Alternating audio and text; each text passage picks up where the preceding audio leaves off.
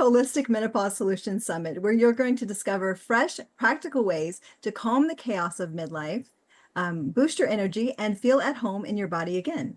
Each conversation is here to support you in taking small, meaningful steps toward the vibrant life you deserve, starting right where you are. I'm Eliza Riley, founder of Menopause and Chill, and I am honored to be your host for the summit. Today, I'm excited to be speaking with Dr. Tanya Beaubrun.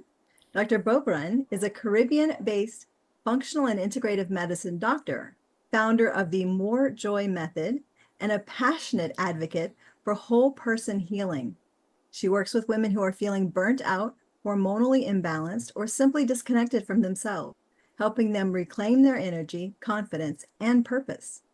Her signature approach blends functional diagnostics with soulful, culturally grounded care, addressing the root causes of hormonal, metabolic, emotional, and spiritual imbalances. Through the pillars of more body, I'm sorry, I've skipped that, more, through the pillars of body joy. It's a beautiful name, I just messed it up. Body joy, mind joy, and soul joy. Dr. Tanya reminds us that you are more than your symptoms. You are your medicine, and you are worthy of joy. Dr. Tanya, welcome. Thank you for having me. Such a pleasure. I'm so thrilled to have you here. So let's begin with your journey. What inspired you to move from conventional medicine into functional and integrative care, especially with a deep focus on women's health?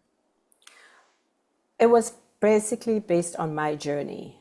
For a number of things just happened to come together. One, where I was ill, and as I lay in the hospital bed looking at my colleagues, I realized that no one was seeing me. They were seeing the disease process. Nobody had really looked into my eyes. Nobody had asked you what was really going on.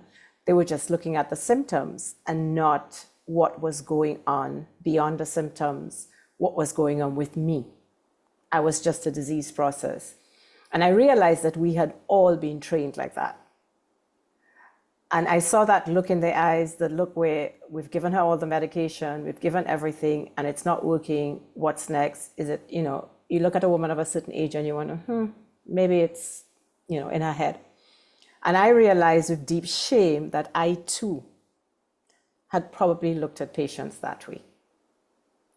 And I made a vow then that I was taking charge of my health and that I was never going to practice medicine that way. I was never going to look at a patient that way again. Because having been on the receiving end of it, it didn't feel nice. I felt invisible. I didn't feel seen. I didn't feel acknowledged. I didn't feel like anybody was truly listening to me. I was just a bunch of symptoms lumped into a disease process and treated according to whatever the current drug protocol was. What I didn't know then was that I had burnt out. I didn't know anything about burnout. We were not taught burnout in medical school. We hear about it, but we didn't know what it was. I didn't know what was happening to me, and I started to doubt myself as well. And I realized there and then that if I didn't take charge of my healing, nobody would. And I went and I searched, and I did everything according to conventional Western medicine, and all my labs were normal. But I still didn't feel right. And by some synchronicities, I found a doctor who practiced functional medicine. I flew to the US, saw her, and I sat in her chair and I said, I don't know what's happening to me, but I think I'm burning out. I happened to find a test kit that I had gotten at a conference maybe the year before, and it hadn't expired yet. So I had sent that test out. And when I saw the results, I cried. I cried because I was relieved that I had an answer. I had an answer. It wasn't in my head, but then I got scared. Okay, how do I treat this? I don't know anything about this HPA axis dysfunction. What do I do? And this doctor she was a functional medicine gynecologist. She looked at me with such empathy, with such compassion, and then she told me, I've been there too. Because as a doctor, you feel shame. How could you allow yourself to get to this point? How could you should know better, right? We're doctors, we should know better. How do you allow yourself to get there? And once I heard that another doctor had been there, but then she told me it's going to take you 2 to 3 years to get back. And I thought, I don't have 2 to 3 years. I have work to do, a family to raise, I'm a wife, I'm a mother, I'm a doctor, a daughter, I have a business to run. I don't have time to take 3 years off this. I need to get back on. And of course, I do what all type A personalities do. As soon as I start feeling better, I continue her supplement protocol and I continue trying to manage stress up to a point. But I head straight back into what I was doing before. Exactly the same way. Mothering, doctoring, daughtering, wifing, doing everything. And of course, what happens? I burn out again. This time I know what to do. So I hightail it back to the doctor and said, well, I don't think I quite recovered. And she looked at me and she says, oh, I kind of figured that would happen. She didn't chastise me. There was no judgment. She just said, I could see that you were going to go back. And that is the nature of what we do as doctors. We give and we give. So it would take me a while to realize that as a caregiver, I needed caring for. As a nurturer, I needed to be nurtured. As a mother, I needed to be mothered as well. And I couldn't keep putting the needs of everybody else ahead of my own because I was falling apart. So it would take me a few years. There was another burnout, 1 or 2 after that. But now I can identify when it's happening. And I know to pull back. I have this phrase where I need to manage my time and energy very intentionally. So I am sorry I can't attend this function. That's it. I love that. This is it. Can you say that for us again? I have to manage my time and energy very intentionally. And as a result, I am unable to attend your event or to, if I've asked to give a talk, I'm just unable to do it because, my time and energy have to be managed. It took me a while. Now I could roll off my tongue. But before it would be, well, I'm so sorry. This is like, no, there are no apologies. I'm tapped out. I'm actually not doing you. I'm doing you a disservice. Because if I'm giving out of a space where I'm tapped out, I'm not giving of my best. So it really is. It's not going to help. So burnout was my blessing. It got me to understand my body, to pay attention to what my body needed, to listen to the subtle cues that my body would give. And as a result of that, and of course with balancing my HPA axis and taking my supplements and doing all of that, by the time menopause started or perimenopause started to come, and I got my first hot flash, I was so in tune with my body that it wasn't a huge, oh my gosh, it was like, oh, this is just another phase in your body. How are we going to balance this? So burnout was my biggest blessing. It took me on a trajectory where once I found functional medicine as a tool to heal myself, I couldn't hide it. I had to learn more so that I could help my patients. Because I started to think of all the patients before functional medicine, before I found it, who I'd probably dismissed because their labs were normal. I didn't know any better. And I vowed then and then that I would learn as much as I could about all holistic therapies, about functional medicine, and I immersed myself for 3 years doing this. Came out with the advanced fellowship in functional and metabolic medicine, and then ended up doing a degree in alternative medicine because I thought, oh, I want to learn about naturopathy. I want to learn about homeopathy. I want to learn about everything there is to learn. And to find out that so many of these therapies had predated Western medicine by thousands and thousands of years. And we were arrogant as Western medicine doctors to think we had all the answers. We don't. And I just want to reiterate that I am not anti-Western medicine. I still practice it. because it saves lives every second of every day. It's great for emergencies, and all these things. But for preventative care, it's not cutting it. For lifestyle, which is the crux of every disease process, physically, emotionally, mentally, spiritually, lifestyle is the answer. Absolutely. Absolutely. Yes. I love that. It's such an amazing story and an amazing journey. And I have to say thank you for going through it and getting to where you are now, because I completely agree with you. I think that the current mainstream medical model is one of sick care. It'll take care of you when you're sick, but it's not there to help you stay healthy so that you're not having those sicknesses, those illnesses. Yes. Yeah, That's beautiful. the absolute truth.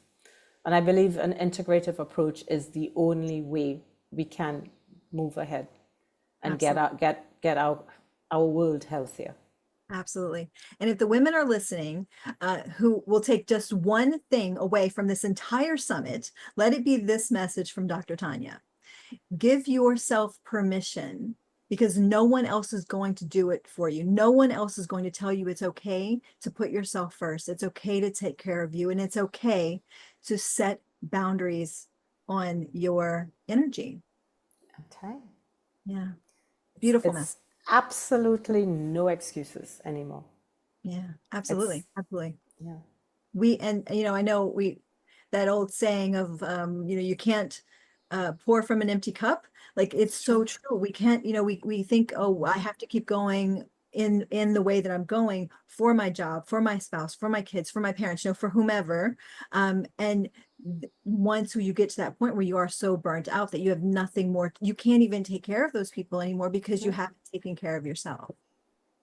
It Yeah, is vital, and one of the pillars I have of the More Joy method, that I think the body joy, it's the physically, it's the diet and nutrition and exercise and detoxification. But one key pillar, which I call the soul joy, it's about the connections, how we connect with something greater than ourselves, how we connect with our family and friends. But the most important connection is the connection with self. And so many of us are losing that. So many people are walking around totally disconnected from their bodies, from their feelings, it's a protective mechanism, yes, but as you enter midlife, all the things that you have been trying to disconnect from, it's almost as if you plugged in a socket and you turned off the switch, but you're still connected, but there's a little power going through. And then all of a sudden, somehow at midlife, somebody else turns on that switch. And all the electricity comes back to you. Everything you've hidden for 30, 40 years. And it just hits you, whoosh, emotionally and physically. And then you're like, okay, what's going on here? I've been successfully masking it all and juggling it all. And all of a sudden, you've hit me with a hot flash. Then you've hit me with insomnia. Then you've hit me with, achiness, and then brain fog. And I'm also at the stage where I'm probably taking care of kids as well as my parents. So what's going on here? And this electricity is just going. And I tell people midlife is a point where I think nature designed for us to come home to ourselves. absolutely. It is a time to come home to ourselves. It's a time where we are able to truly acknowledge who we are, the essence of who we are, to acknowledge our imperfections, embrace them, and importantly is to forgive ourselves. And I think a lot of us are not seeing that this is a critical part. Self-awareness and self-love and self-care. But self-forgiveness is always something we don't talk about, but it is an amazing healing tool. Once you can ditch the should-haves and the I wish I had done this, I wish I hadn't done this, and you can say, I'm exactly where I'm supposed to be. I am forgiving myself for all what I think I should have done, or whatever has happened in the past. And this is like a new phase. This is me. This is midlife me with my gray hairs and my stretch marks and my chin hairs and, my hot flashes every so often, but it's a time of reckoning, and it's a time of really getting in touch with our innate wisdom. And that's Absolutely. where I think burnout had me a step ahead, because I had no choice but to step in and go within and say, what is going on? Because you know that dark night of the soul when you go through burnout and it's the 3 a.m., you can't sleep, and your whole life keeps going at you, but not the good parts, the negative parts. Every The, thing every you single thing you should have done, every single thing you said to somebody, could have been when you were a child, it comes up. And you're just sitting there, a pile of sweat. Mhm. Your mind is racing, and I have to get up to get kids to school. I have to go to work. I have to do this. And the next morning, you pat the concealer under the eyes, and then you put on the lipstick. And then as the lipstick goes on, you put on a smile with it, but the smile doesn't go to your eyes, and you go through that your entire day, Absolutely. numbed out, Exactly. numbed out. And this is what so many women, so many of our sisters are going through. And that's why I'm so passionate about sharing my story, to say I've been there. I am still there. There are days where I'm numbed out because I'm so brain dead. I'm just tired. Yeah. But the good thing is now knowing this too shall pass. Mhm. Mhm. This too shall pass. And you just go through the waves, Mhm. keep riding the waves. Absolutely. I love that. I also think that it's such an important thing to recognize that no matter how much we know, even as doctors, we don't always do the right thing. We don't always make the right choices. We don't, especially for ourselves. We often put our needs on the back burner. And so at midlife, that really is when that a light gets shown on those choices. And that when you start to find your voice, Mhm. and that word that nobody wants to say no. And the first time you tell somebody no, you said, I'm so sorry, but no. And then It's you realize, wait, the world didn't tilt because you said no. So the second time it becomes worse. And now it's like, no, no. This past weekend, I was at an event, and I got there and I looked around, and I was all dressed up. I went with my husband, and it was a musical festival. And I enjoyed one act. And by the second act, I'm like, I would much rather be home. I'm not here to be seen. I came here for the music. I got one. I'm not enjoying this. This is not my kind of music. Why am I staying? And I looked around at the people and I thought, I see you every year at this concert, so I really don't need to be here. So I took my bag and I told my husband, I'm going home. He just looked at me. He says, huh? I said, I just don't want to be here anymore. I'm just not feeling it. I know you're having fun. You can stay, because it's easy. I'm safe. I'm going home. I will message you when I'm safe in the house. I got home and I showered and I got into my bed under my blankets, and I'm grinning because I'm so excited to be home in my bed. And everybody says, why did you leave? I'm like, because I was not enjoying the music. I didn't feel like I wanted to be there anymore. And he said, well, you're all dressed up. I dressed up and I got the first act and it was great. But then it was no longer for me, so I left.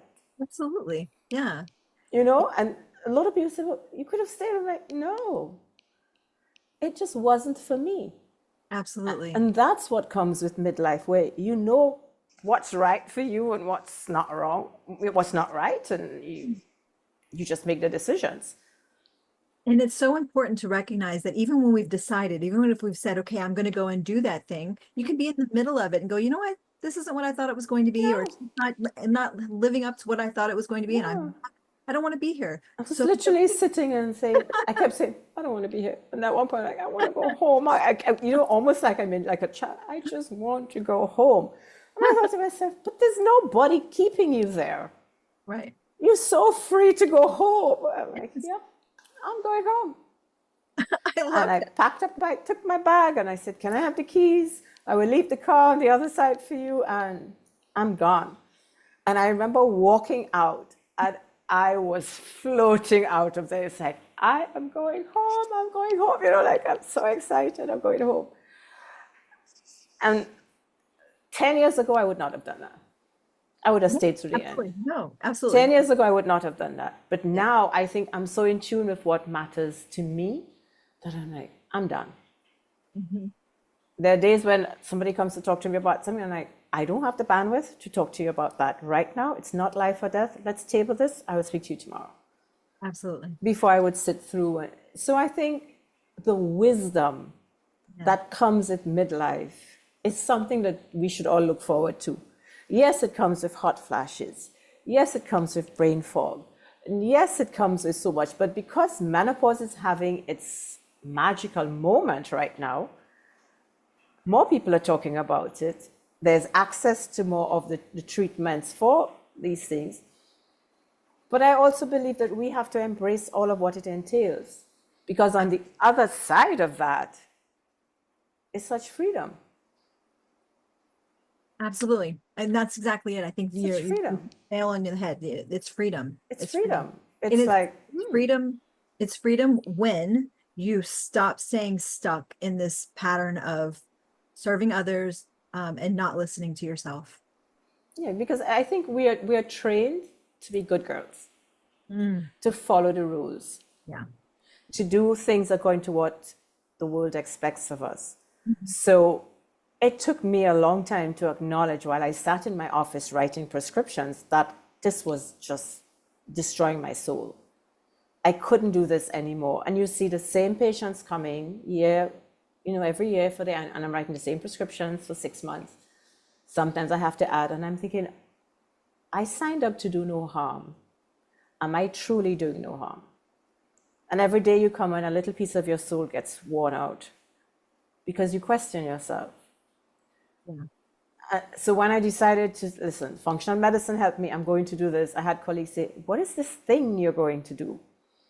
And, is she having a midlife crisis? And I'm like, you guys can say whatever you want.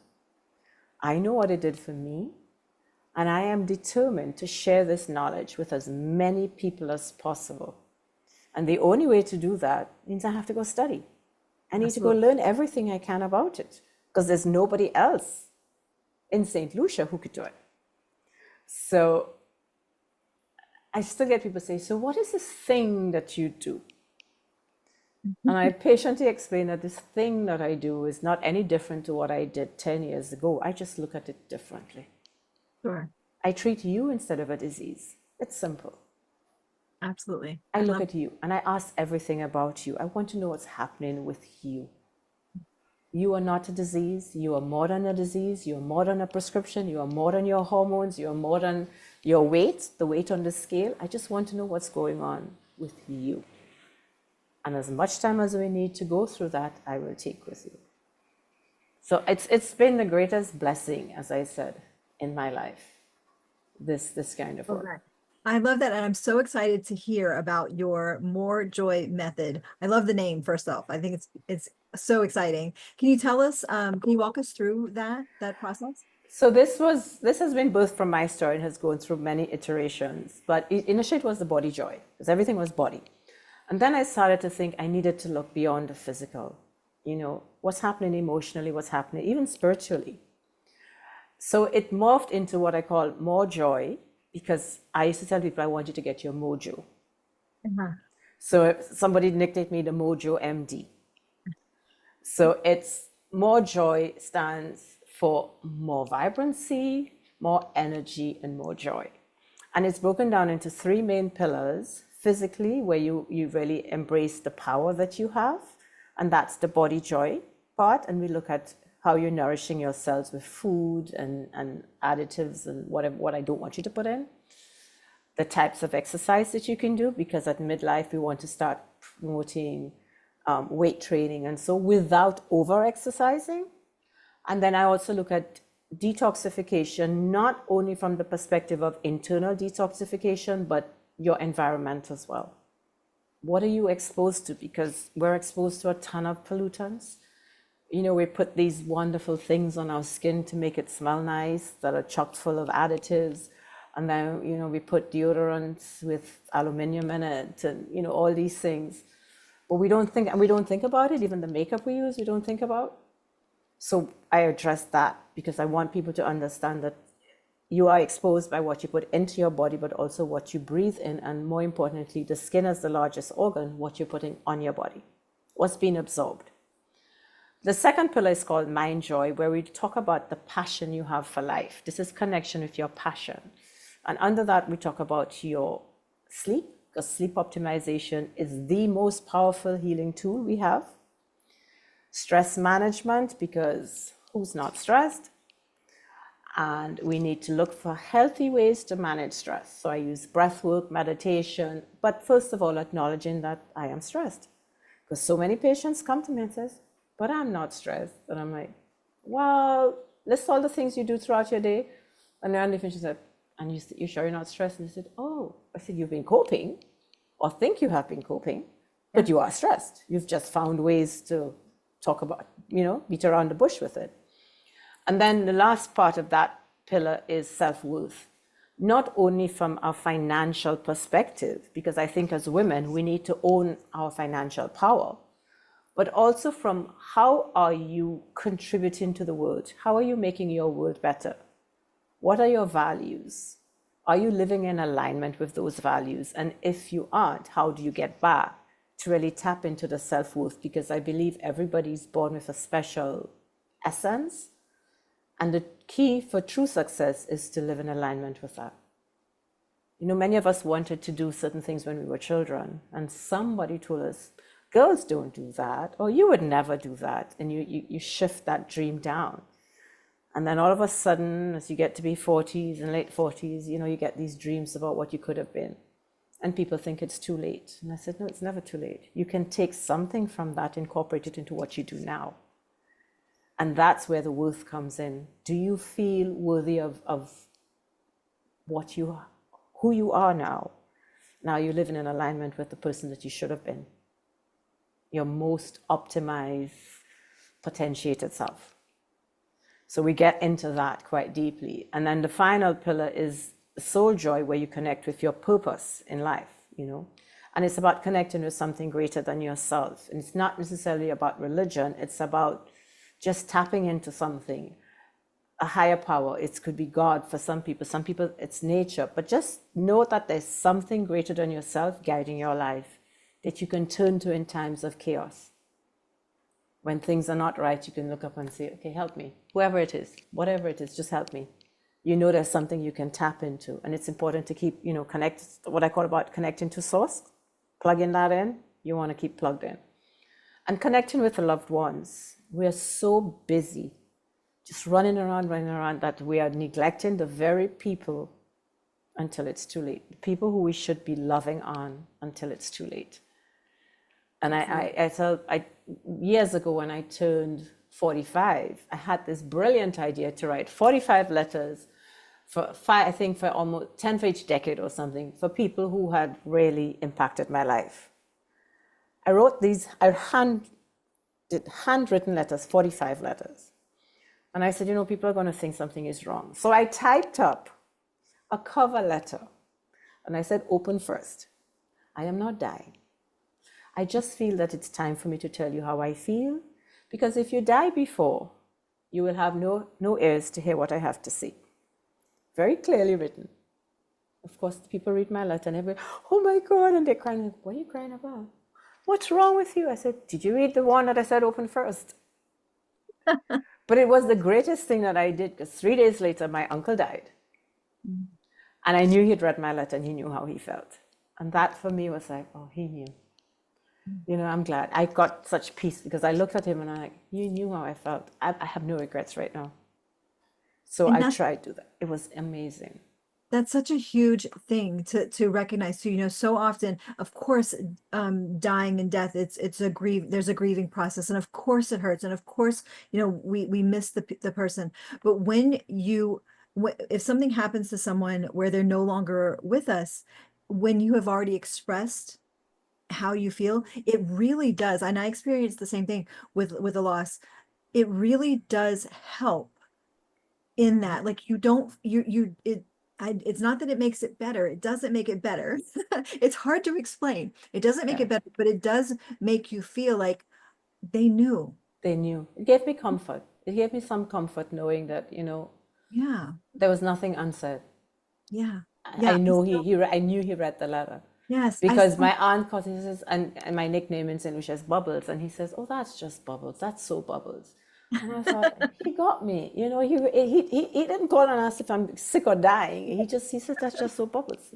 I sat down for weeks, and I would do like 3 a day, and I had to choose, and then I thought, if I take this one and I don't write to my aunt, so I had to decide who were the 45 people. But it's just something that I don't regret doing, and I probably will do again very soon.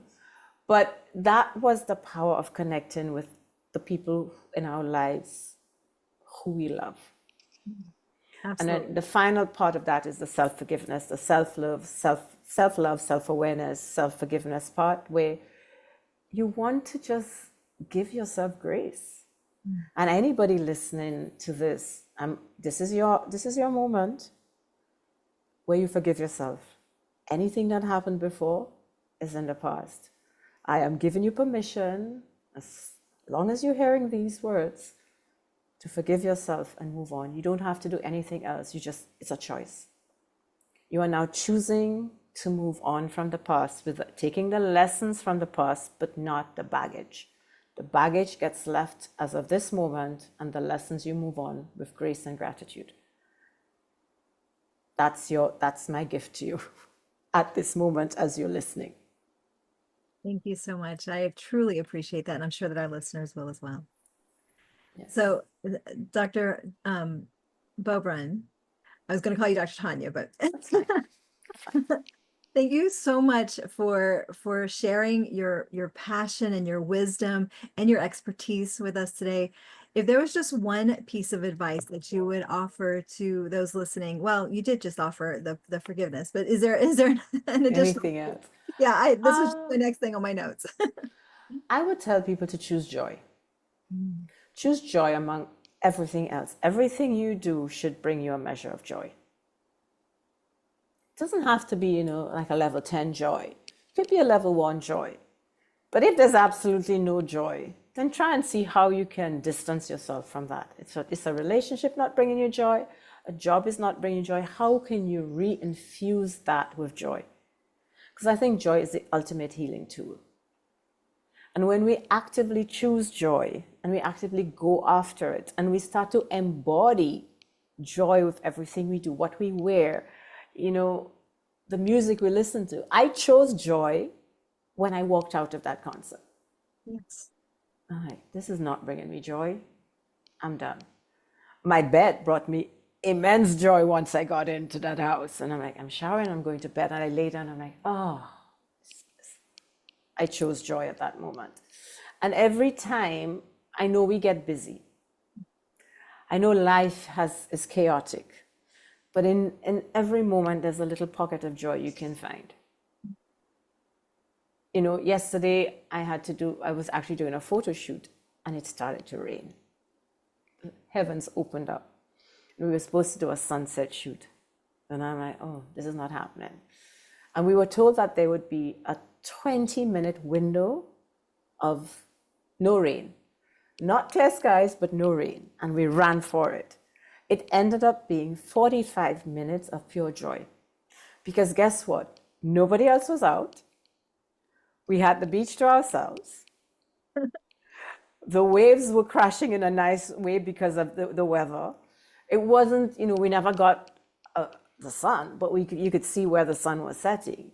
It ended up being absolutely perfect. And I just walked along, and at one point I ran into the water, and I'm like, this is amazing. 2 hours before, I was convinced it was not going to happen. I'm like, this is not happening. The weather is bad. We have to cancel this. And then I got this. You are going to have 20 minutes, you're going to have a half-hour window. And I ran for it. And we all decided, let's just do this. And it ended up we were giggling right through. I'm like, people are wondering what we're doing in the middle of I have an umbrella and I'm doing things. And every time the rain comes, we hold the umbrella. And everybody's looking out at their houses, like, what are they doing? And I'm like, we're choosing joy. Absolutely. So I would urge people to choose joy and actively look for the pockets of joy in your life. And from Yeah, the moment you get up and you open your eyes, that's one moment. You woke up alive. And absolutely. then you go through and document those pockets of joy. Write 3 pockets of joy every night before you go to bed. And when you look back, you'll see it's the little things that really make life worth living. Tiny things like getting a 20-minute notice that I'm going to have half an hour of no rain and I'm going, you know. But I think if we all chose that, even through menopause, even through a hot flash, let's be grateful for it. Let's be grateful that we actually have something that is amazing. That we're now talking about menopause, and hopefully with research, there will be more holistic treatments, more options for us. But it's just important that we know our bodies and tune into what matters. That's beautiful. Thank you so much. The other thing that came up for me with that was, and if you're finding joy looks like you're crazy to other people, that's okay. Like, don't let them shame you. Yeah, yesterday it looked like I was a little Maybe crazy. that's your joy. That was yeah, it did look like I was a little crazy running into the sea with a dress. But yeah, it was amazing. So I believe you have a gift for our audience. Can you tell us about that? Yes, so I created something called a body story quiz because after years of practicing, I realized that people were so disconnected from their bodies that they weren't aware of what was going on. And everybody manifests disease in a different way or imbalance in a different way. Some people might be primarily the physical, which is a body joy imbalance. Others, it's emotional with sleep and stress issues, insomnia. That would be a mind joy imbalance. And then the disconnection is the soul joy imbalance. And I think if you are aware of your pattern, you are more likely to seek help or at least know how to get back into balance. So many people just look for the physical issues that are associated with disease, but there are many emotional and mental issues that a same disease process that would manifest physically in one person may manifest emotionally in somebody else, and somebody else might be a spiritual disconnection where they're just lonely and they're just numbed out.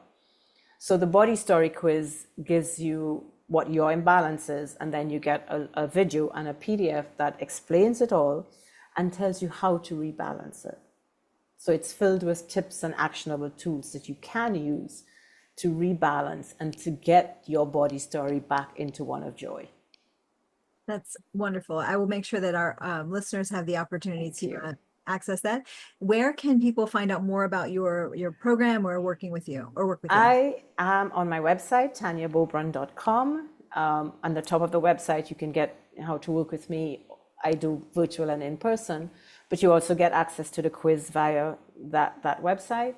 I'm on Instagram as Dr. Tanya Beaubrun, and I share quite a bit there. On YouTube as well as Dr. Tanya Beaubrun. Lovely.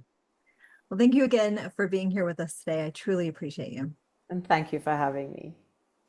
Thank you all for joining us for the Holistic Menopause Solutions Summit. Be sure to tune in next time for another inspiring conversation to bring you holistic solutions for your peri to post journey. Bye, everyone.